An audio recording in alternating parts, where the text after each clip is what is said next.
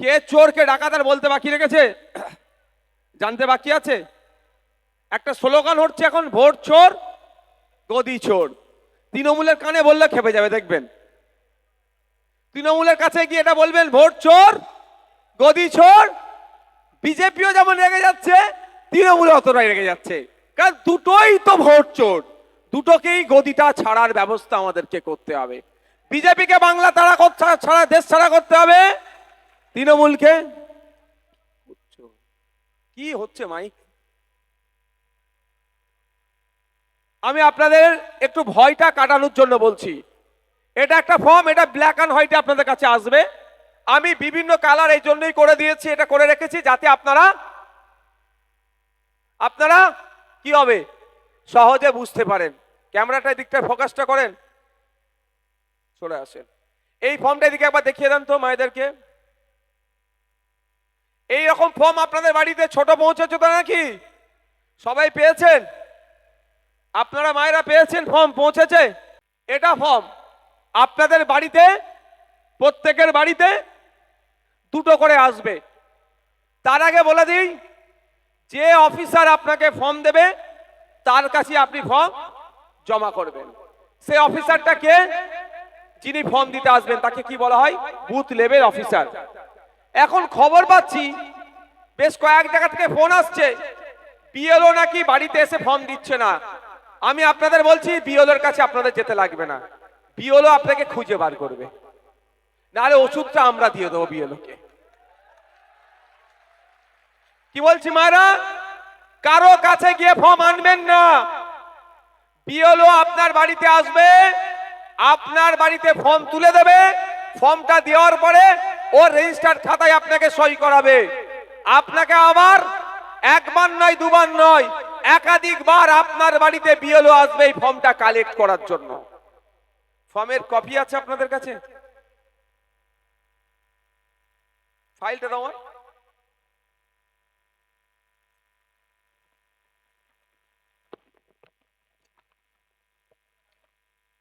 এটাকে এই ছোট ফর্ম দেবে, অত বড় ফর্ম দেবে না মা। এইরকম ফর্ম দেবে, ওটা বড় করে আমি বোঝানোর জন্য। এরকম ফর্ম আসবে, এসে আপনার দুটো কপি দেবে। দেওয়ার সময় আপনি সই করতে হবে ওদের রেজিস্টার খাতাতে, নাহলে আপনি তো বদমাইশি করতে পারেন, আমিও বদমাইশি করতে পারি। নিয়ে বলবো আমাকে বিএলও দেয়নি, তাহলে তখন আমি তাকে ফোন, তার নামে কমপ্লেন করলে তার বিপদ হয়ে যাবে। ওই জন্য সই করাবে। তাহলে সর্বপ্রথম একটা আপনাদেরকে আমি জিজ্ঞাসা করি, মনে আপনাদের কেমন ভুল আছে প্রমাণ করছি। আপনারা বলুন তো, যদি ভোটার লিস্টে নাম না ওঠে তাহলে কি হবে? একটাই ভোট আপনি দিতে পারবেন না। কিন্তু এই ভোটার লিস্টের সাথে নাগরিকত্বের কোনো ব্যাপার নেই। বিজেপি তৃণমূল মিলে, শুভেন্দু অধিকারী আর মমতা ব্যানার্জিরা মিলে, বিজেপির দিলীপ ঘোষ, সুকান্ত মজুমদাররা মিলে বাংলার মানুষের মাথা খারাপ করে দেওয়ার চেষ্টা করছে। এটা কোনো নাগরিকত্বের প্রমাণপত্র নয়, এটা ভোট দেওয়ার জন্য একটা কাগজ তৈরি হচ্ছে। তার প্রমাণ হচ্ছে যে ফর্মটা দিচ্ছে, সেই ফর্মটা কে আপনাকে পৌঁছাচ্ছে, দিচ্ছে ভারতের নির্বাচন কমিশন দিচ্ছে। তার নামটা লেখা আছে, তারপরে লেখা আছে গণনা ফর্ম। তাহলে তাকে লিখতে পারত নাগরিকত্বের ফর্ম, মাথায় আছে তো? ভোটের গণনা ফর্ম। আপনার বাড়ির সামনে যে বিএলও এসে দাঁড়াবে, সে যদি বলে আপনার নাগরিকত্বের কাগজ দেন, কিচ্ছু বলবেন না, বলবেন কি বাবু বললেন আর একবার বলেন।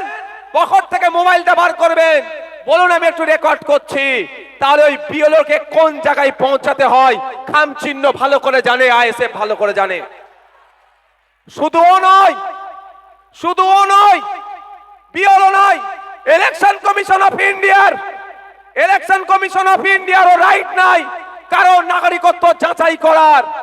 নাগরিকত্ব যাচাই করার কাজ ইলেকশন কমিশন অফ ইন্ডিয়ার নয়। এদের কাজ হচ্ছে 18 বছরের ঊর্ধ্বে বয়স হয়েছে, ভোটার লিস্টে নাম তুলে দাও। মারা গেছে, 7 নম্বর ফর্ম ফিল আপ করে নামটা বাতিল করে দাও।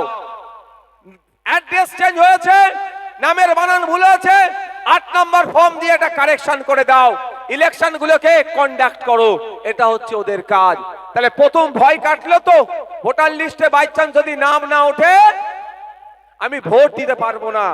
আর আপনাদের বলে যাচ্ছি, আপনাদের বড় ভাইজানের নামটা কি গো? বড় ভাইজানের নামটা কি গো? শেষের দিক থেকে আওয়াজ হচ্ছে না। বড় ভাইজানের নামটা কি গো? তাকে কতজন ভরসা করে একটা হাত তুলুন তো। মায়েরা ভরসা করেন তো নাকি? একটা হাতটা তুলে রাখুন। বড় ভাইজানকে ভরসা করেন তো আপনারা? করেন তো নাকি?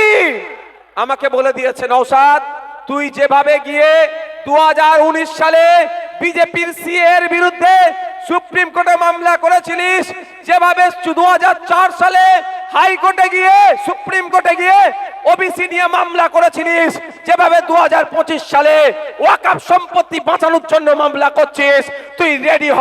যদি পশ্চিম বাংলার সে হিন্দু হতে পারে, মুসলমান হতে পারে, দলিত হতে পারে, আদিবাসী হতে পারে, মতুয়া হতে পারে, নমশূদ্র হতে পারে, যদি কোনো একটা ভোটারের নাম বাদ যায়, তুই সুপ্রিম কোর্টে মামলা করবি, যা খরচ লাগবে সব আমি দেব। তাহলে আপনার যদি নাম কাটা যায় ভয়ের, আতঙ্কিত হবেন না। লড়াই আমরা করব। আমরা লড়ে ব্রিটিশদের বিরুদ্ধে লড়াই নিয়েছি আমরা। আর এরা তো ব্রিটিশদের গোলাম ছিল, এদের বিরুদ্ধে আমরা লড়ে নিতে পারবো না। পারবো না। তাহলে আমি আজকে কটা বাজে গো? 40 হয়ে গেল। কি হারে টাইম যাচ্ছে। 10 মিনিট তো তোমার লোক এমন নষ্ট করে দিল। এটা একটা ফর্ম আসবে। ফর্মটার অফিসার সত্যি কি মিথ্যে কে? Name and contact number of BLO, তার নাম থাকবে আর ফোন নাম্বার থাকবে। ওটা আসল লোক তো আপনাকে ফর্মটা দিচ্ছে, আসল ফর্ম কি নকল ফর্ম সেটাও চেক করতে হবে। তার জন্য সহজে কি করবেন, আপনাদের বুথে বুথে আইএসএফ এর নেতারা আছে তো, সেই নেতাকে জিজ্ঞাসা করবেন name and contact number of BLO, যার নাম আর ফোন নাম্বারটা সঠিক কি চেক করে দাও তো।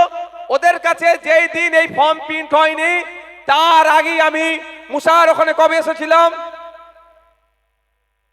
কবে আমি কর্মী সম্মেলন করলাম, মুসার ওখানে বসিরার উত্তরে কর্মী সম্মেলন করলাম না, সেই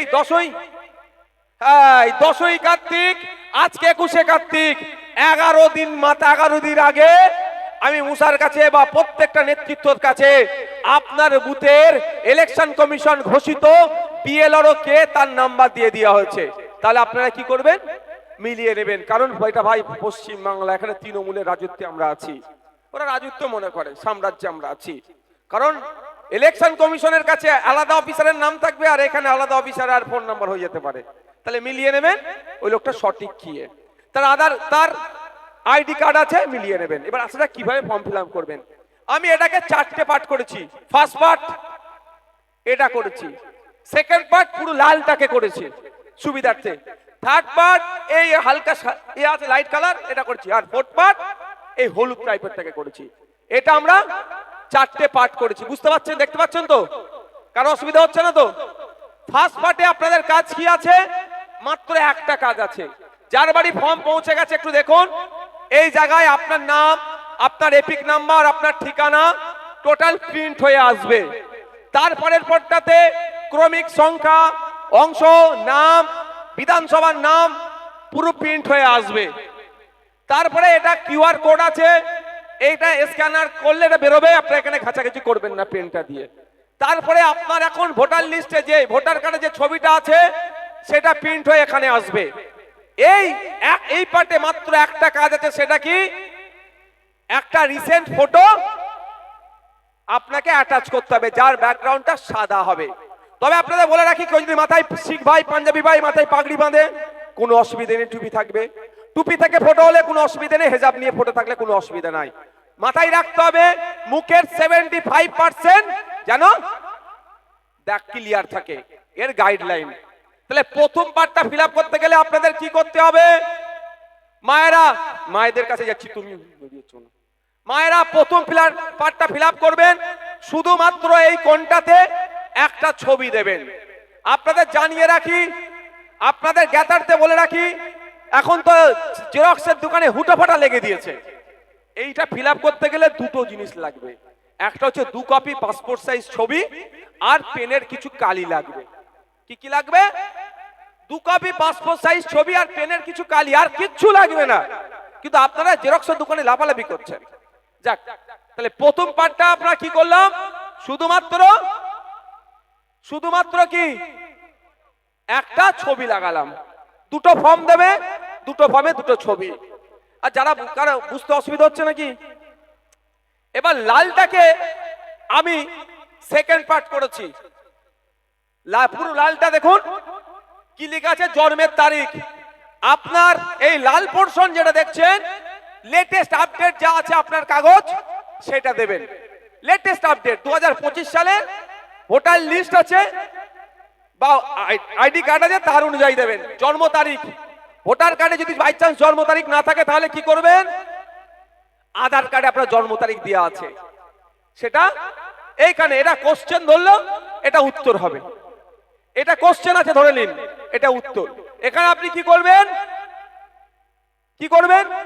আপনার তারিখ, মাস, বছর তিনটে বসিয়ে দিলেন এখানটায়। তারপরে কি চেয়েছে? আধার নাম্বার, ঐচ্ছিক, অপশনাল।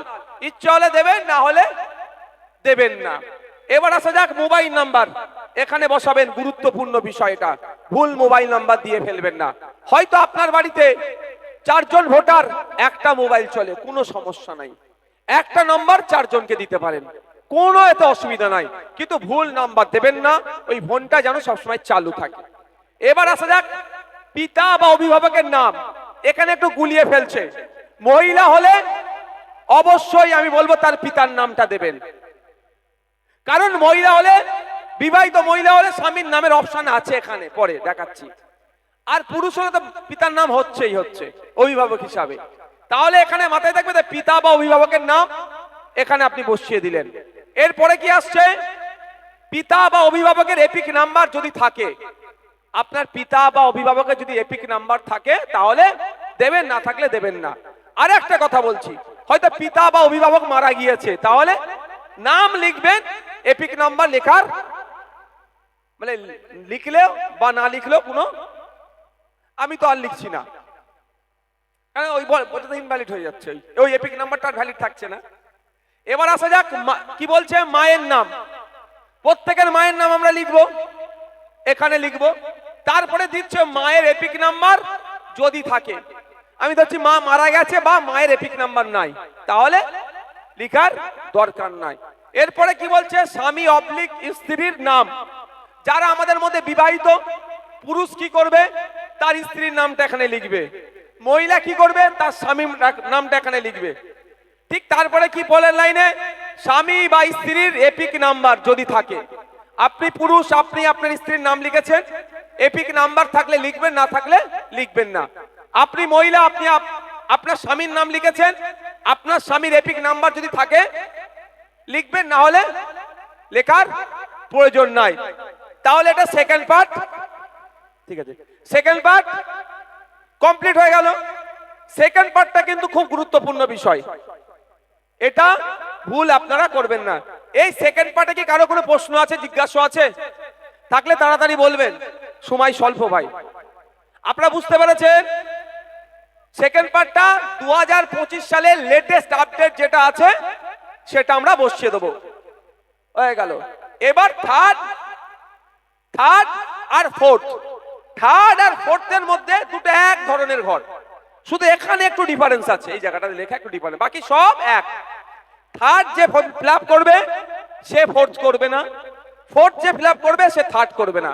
এবার প্রশ্ন, এই থার্ড ঘরটা অর্থাৎ আপনাদের বাম দিকেরটা কারা ফিল করবে বা কারা ফিল করবে না?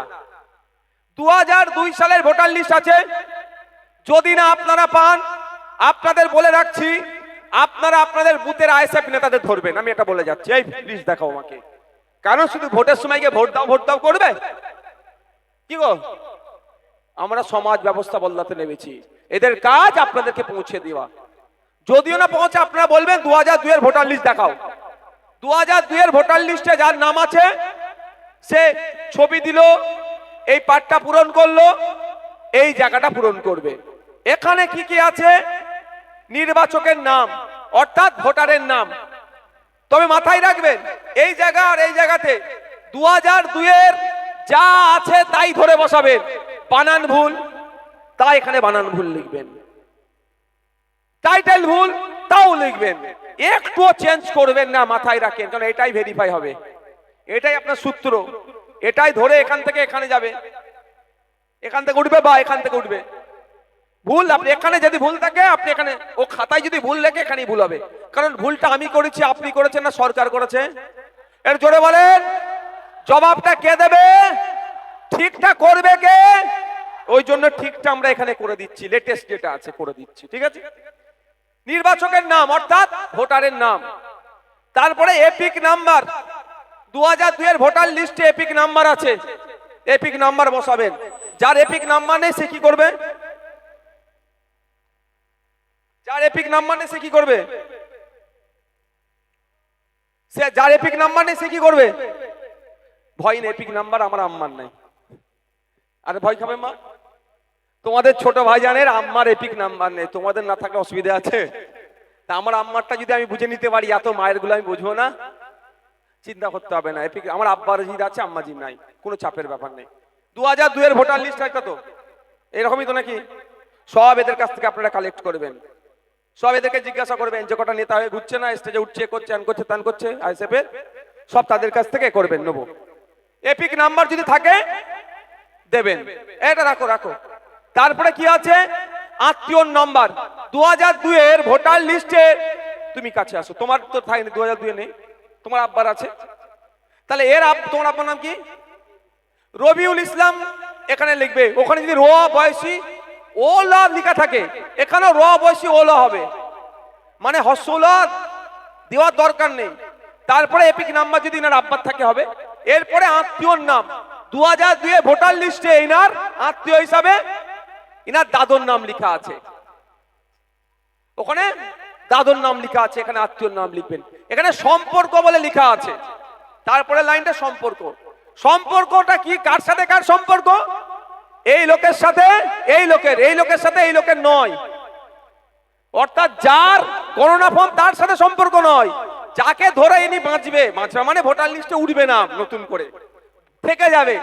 অর্থাৎ এর দাদুর সাথে এর আব্বার সম্পর্ক কি? পিতা পুত্রের সম্পর্ক, তাই না? তাহলে এখানে সম্পর্কের জায়গায় কি লিখবে? পিতা লিখবে। আর যদি পিতা লিখবে, এখানে মাথায় থাকবে তো।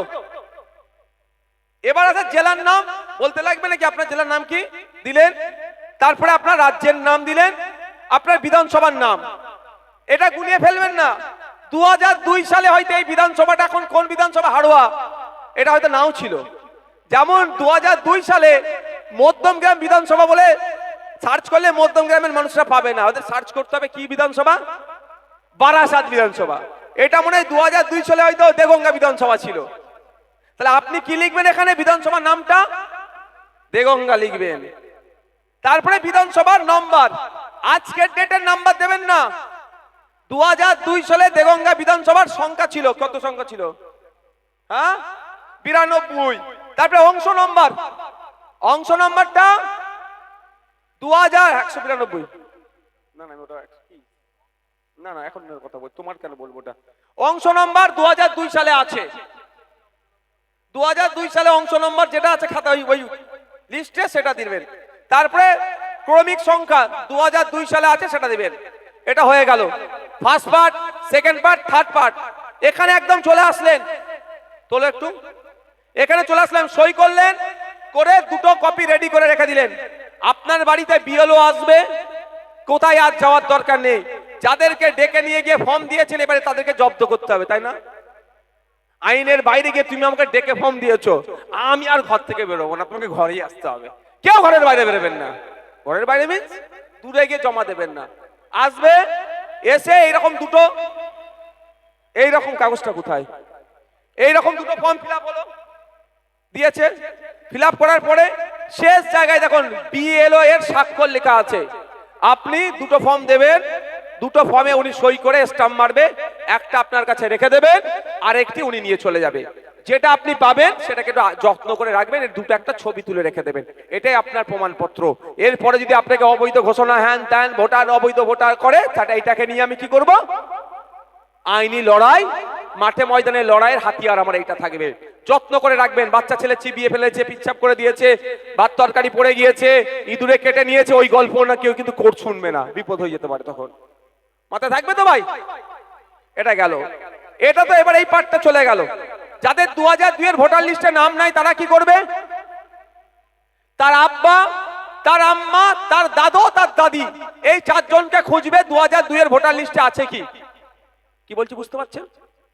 আব্বা, আম্মা, দাদু, দাদি, চারজনের মধ্যে কারো একজনের ভোটার লিস্টে 2002 এর নাম থাকলে তার ডিটেলসটা এখানে ভর্তি করবেন। এখানে আর দেওয়ার দরকার নেই। এখানে ধরুন আমি মোহাম্মদ নওশাদ সিদ্দিকী, আমার নামে কাগজ এসেছে, সব রেডি, আমি একটা ছবি দিলাম, এখানটা আমি ফিল করলাম। এখানটা কি ফিল করতে পারবো আমি? আমার 2002 ভোটার লিস্টে নাম নেই, তাহলে আমি কি করব? আমার আম্মাজি, আব্বাজি, দাদাজি, দাদিজি, দাদাজান, দাদিজানের, আব্বা আম্মার কারো একজনের এই জায়গাটা ফিল করবো। এটা আমি ছেড়ে দিলাম। আমি আমার আব্বারটাই প্রথম বলবো।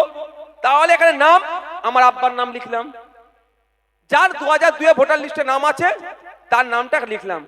এপিক নাম্বার যদি থাকে লেখার কথা বলা হয়েছে, না থাকলে আমার দোষ নেই ভাই, তুমি বসাওনি। এরপরে আসুন আত্মীয়র নাম। আমার আব্বার যেহেতু নাম দিচ্ছি, তাহলে আমার দাদুর নামটা স্বাভাবিকভাবে হচ্ছে, তার আব্বার নাম ওই 2002 ভোটার লিস্টে আছে। এবার সম্পর্ক, আমার দাদুর সাথে আমার আব্বার সম্পর্ক কিসের? পিতা পুত্রের, পিতা বলে লিখে দিলাম। তারপরে জেলার নাম দেবেন, রাজ্যের নাম দেবেন। 2002 সালে আমাদের যদি বলি জাঙ্গিপাড়ার কথা, জাঙ্গিপাড়া বিধানসভার নাম লিখবো, বা আপনার বিধানসভা যেটা ছিল লিখবেন।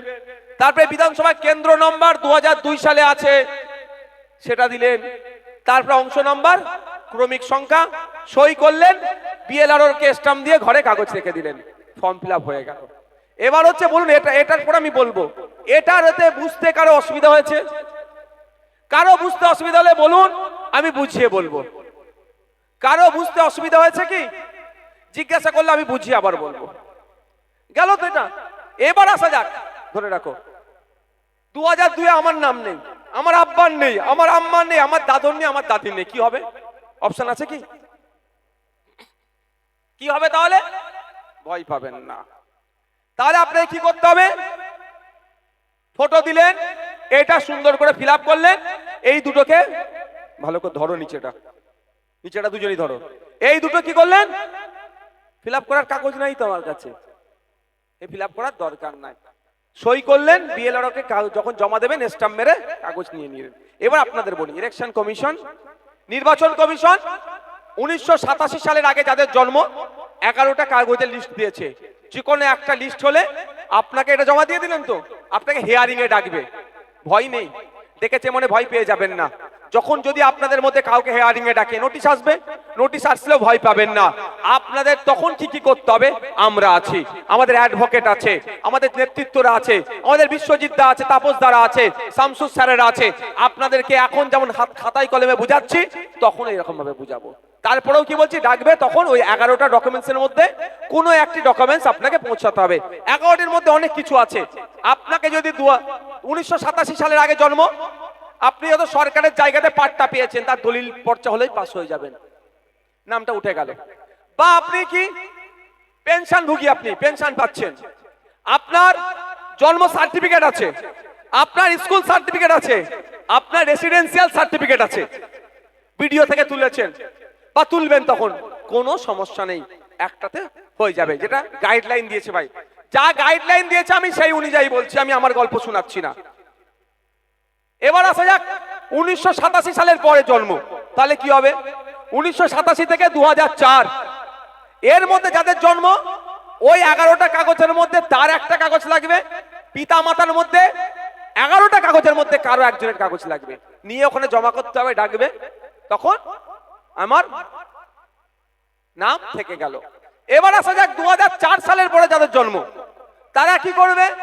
ওই 11টি কাগজের মধ্যে যে কোনো একটি কাগজ তার লাগবে, তার পিতার 11টি কাগজের মধ্যে লাগবে, আর মাতার 11টি কাগজের মধ্যে লাগবে। মাথায় আসছে আমি কি বলছি?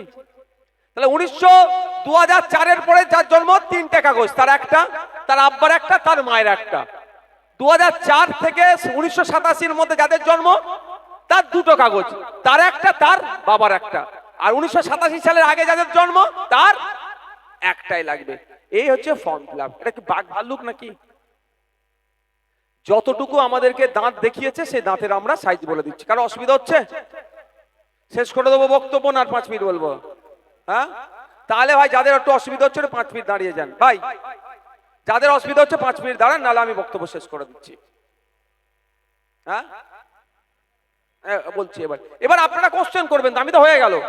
আর একটা কথা বলি, এই হাড়ুয়ার ছেলে, ওই আমাদের যে অঞ্চলের নাম বলো না, গামরাডি না কি অঞ্চল আছে, আমরাডিগি গোপালপুর থেকে শুরু করে দেগঙ্গা, প্রচুর ছেলে বাইরে থাকে, তো তারা কি করবে?